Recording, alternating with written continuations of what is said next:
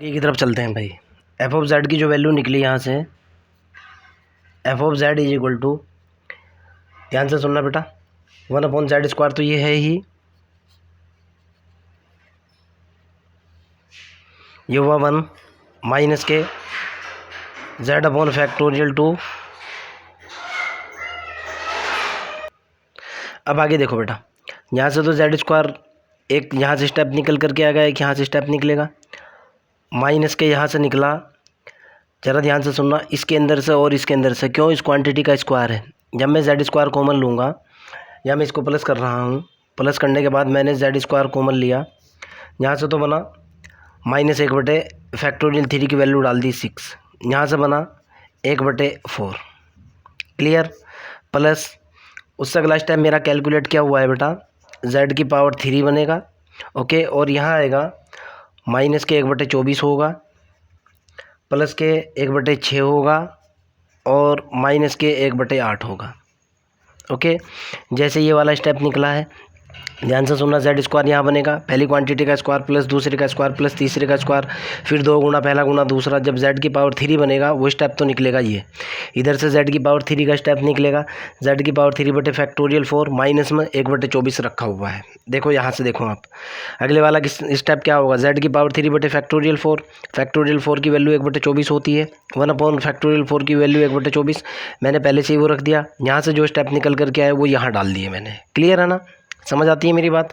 Plus इसी तरह से मैंने z⁴ को कैलकुलेट किया, जो मैंने पहले से ही कैलकुलेट कर रखे हैं, ये होगा -1/24 होगा, आप समझ चुके होंगे, सॉरी -1/20 कैसे निकलेगा, z⁴/फैक्टोरियल 5 होगा, फैक्टोरियल 5 की वैल्यू 120 होती है। उससे अगले वाला स्टेप जब मैं इसको कैलकुलेट करूँगा, ये निकल करके आएगा +1/36 होगा, +1/24 होगा, -1/8 होगा, और +1/16 होगा। आपके माइंड के अंदर बार बार ये क्वेश्चन पैदा होगा, सर आपने ये कैलकुलेट करके कैसे रख लिए। बेटा मैंने इसको अलग से कम 20 मिनट लगा करके कैलकुलेशन किया, जिसके बेस पर मैंने ये निकाले।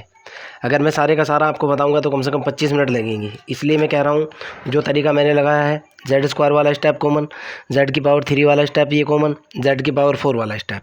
आगे की तरफ चलता हूँ। यहाँ से एफ ऑफ जेड की जो वैल्यू निकल करके आई, एफ ऑफ जेड जो हुआ, ज़रा अंदर मल्टीप्लाई करो। जब मैंने पहले वाले के साथ मल्टीप्लाई किया, ये निकला 1/z²। जब मैं इसकी गुणा इसके साथ करूँगा, माइनस z से z कैंसिल होने के बाद 1/2 इंटू z आ जाएगा, प्लस z² से z² कैंसिल। ज़रा इसको सॉल्व करो, इसको सॉल्व करने के बाद ये 1/12 निकलेगा।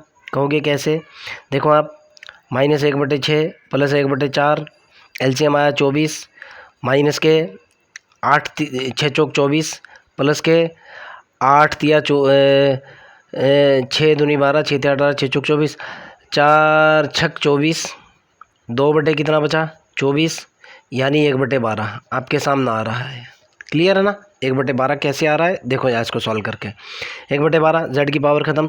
जब आप इसको सॉल्व करोगे ये सारे का सारा ज़ीरो होगा। कहोगे कैसे, 24 मैंने एलसीएम ले लिया, माइनस का 1 बचा, 6 चौक 24, प्लस के 4 बचा, माइनस के 3 बचा, माइनस का 4 प्लस के 4 सारे का सारा ज़ीरो, प्लस ये स्टेप हो चुका ज़ीरो।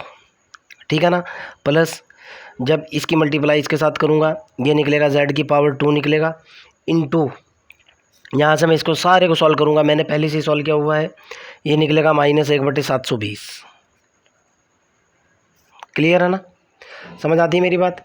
तो एफ ऑफ जेड की जो वैल्यू निकल करके आएगी वो ये निकलेगी 1/z² minus 1/2z plus 1/12 plus के z² इंटू -1/720।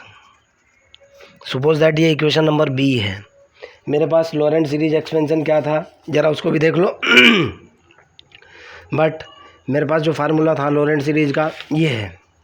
अब यहाँ आ जाओ, फ्रॉम इक्वेशन 1, ये जो लॉरेंट सीरीज एक्सपेंशन रखी हुई है, अब मैं इसका यूज़ करूँगा। यहाँ देखो बेटा, मैं इसको एक बार फिर लिख रहा हूँ, क्यों, मेरे पास स्पेस कम पड़ रहा है नीचे। एफ ऑफ जेड की जो वैल्यू है वो आ रही है मेरे पास 1/z² माइनस के 1/2z प्लस 1/12 माइनस z² बटे 720। एक दूसरा आंसर आपका लॉरेंट सीरीज एक्सपेंशन ये निकल गया। क्वेश्चन के अंदर लास्ट पार्ट था, एक चीज़ और भी पूछ रहा था कह रहा था कि A0 और A2 भी कैलकुलेट कीजिए। अब मैंने क्या किया, मैंने यहाँ से लॉरेंट सीरीज वाला पोर्शन उठाया और उसको हल किया। देखो आप, now from equation 1, from 1 F of Z को लिख सकता हूँ मैं कितना, और ये इक्वेशन नंबर मेरी बी मानी हुई थी। कभी आप कहो, अभी मैंने बी मान रखी थी इसको, देखो ये दिखा भी दूँ मैं आपको, ये इक्वेशन बी मान ली थी। Okay, from equation 1 F of Z मैंने वैल्यू डाली इसकी, जब मैं इनकी वैल्यू 0 डालूंगा ये निकलेगा A0 plus A1Z plus A2Z square and so on. यहाँ से क्या निकलेगा, B1Z की पावर -1 B2Z की पावर -2 एंड सो ऑन। ये मेरी इक्वेशन 1 है। देखो आप, अब क्या करूँगा मैं, दोनों की कंपेयर करूँगा और Z का रिजल्ट निकालूंगा। ये भी एफ ऑफ जेड है, ये भी एफ ऑफ जेड है। मैं कह रहा हूँ फ्रॉम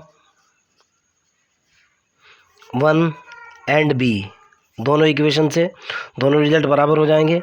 ये होगा A0 plus A1Z plus A2Z square and so on, B1Z की पावर -1 B2Z की पावर -2 इज इक्वल टू होगा 1/Z square -1/2Z plus 1/12 minus Z square बटे 720। देखो आप, A2 चाहिए, A2 का डायरेक्ट कंपेयर किया, Z स्क्वायर से कंपेयर किया, A2 की वैल्यू निकल करके आई -1/720। एक रिजल्ट तो ये आ चुका। A0 का मतलब है कांस्टेंट, यहाँ कांस्टेंट देखो, कांस्टेंट आ रहा है 1/12। A0 इज इक्वल टू कितना निकल गया, 1/12। ये आपका फाइनल आंसर हुआ, दो रिजल्ट जो पूछ रहा था। फिर भी अगर आपका कोई डाउट हो, कोई प्रॉब्लम हो, कमेंट सेक्शन के अंदर क्वेश्चन को डालिए, आई विल हेल्प यू।